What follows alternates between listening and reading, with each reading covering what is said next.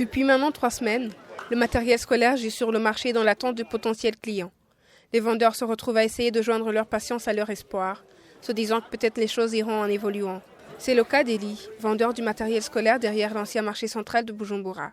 Pour lui, les taxes sont la pierre d'achoppement de ce désert dans l'achat du matériel scolaire. Nous pensons que c'est à cause de la hausse des prix, et surtout lié aux taxes de l'OBR, parce que les importateurs des cahiers donc se plaignent parce que l'OBR leur taxe d'énormes taxes.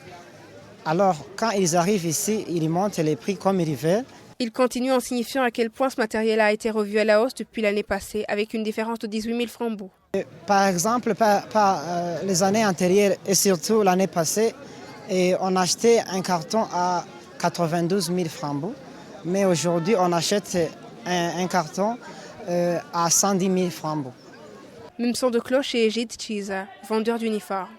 Les clients ne viennent que pour s'informer des prix puis repartent.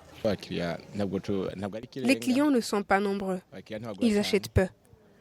Certains approchent puis repartent. Ils disent que c'est à cause de la pauvreté. Jean-Marie Douimana, père de famille, trouve que les parents doivent faire de leur mieux pour pouvoir envoyer leurs enfants à l'école. Sinon, les temps sont durs. Quoi qu'il en soit, un parent demeure parent.